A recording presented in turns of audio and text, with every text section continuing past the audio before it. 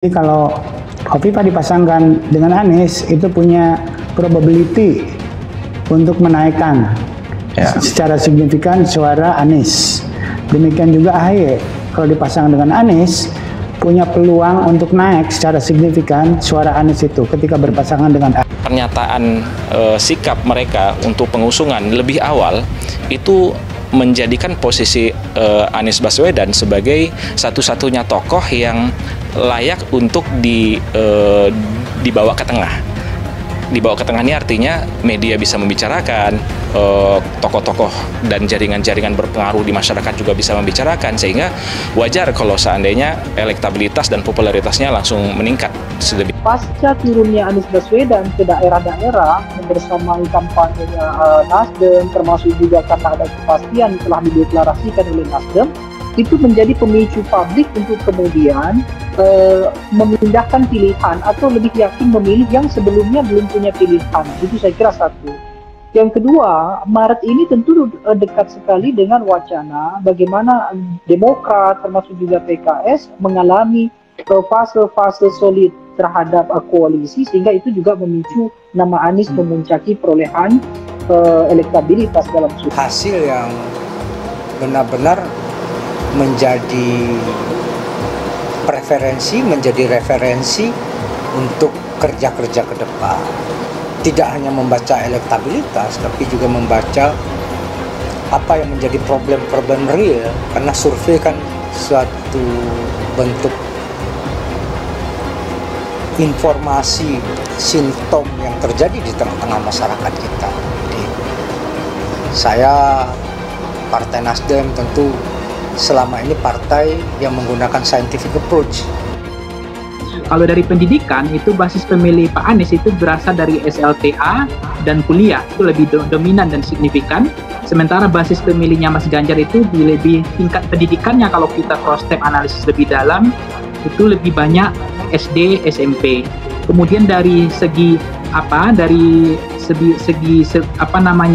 jumlah suku itu basis pemilihnya Mas Anies itu menyebar ke suku-suku lain di Indonesia, tapi tidak signifikan. Berbeda dengan Mas Ganjar, itu sebaran pemilih sukunya itu lebih banyak Jawa. Itu kalau kita lihat dari konteks basis pemilih demografi mereka, termasuk kalau kita lihat dari basis pemilih tadi itu ada nyambung Mas Egan, bahwa pemilih rasional itu cenderung memang memilih Anies. Artinya basis preferensi politik mereka lebih kepada track record, rekam jejak, dan kinerja serta prestasi. Karena dari segi tadi kliknya pada soal pendidikan, yang memilih Anies itu memang pendidikan menengah ke atas. Nah kemudian kalau kita lihat basis pemilihnya Mas Ganjar itu lebih besar kepada pemilih sosiologis, yaitu dekat dengan rakyat.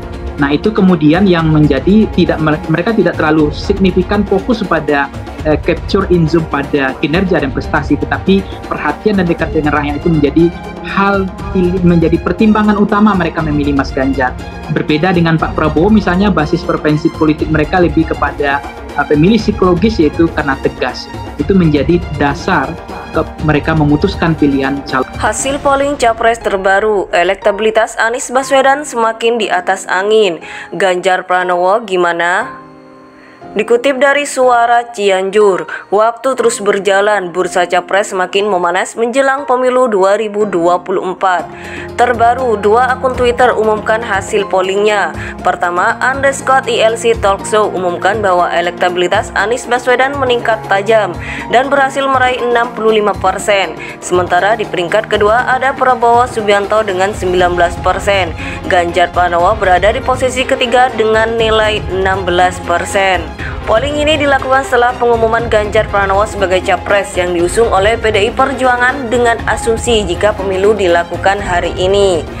Kedua, _CNBC Indonesia umumkan bahwa Anies Baswedan menempati peringkat pertama dengan raihan 63%. Ganjar Pranowo berada di posisi kedua dengan 21% dan Prabowo Subianto di peringkat ketiga dengan 16%. Polling ini dilakukan menggunakan fitur poll dalam fitur Twitter.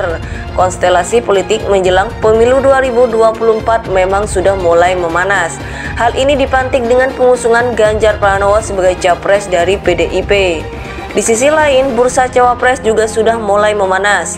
Beberapa nama dikabarkan akan maju untuk menjadi cawapres seperti Erick Thohir, Ridwan Kamil, Mahfud MD, Sandiaga Uno, dan yang lainnya. Meski demikian, konstelasi ini masih cari, berbagai kemungkinan masih akan terjadi. Sangat menarik ditunggu apa yang akan terjadi ke depannya.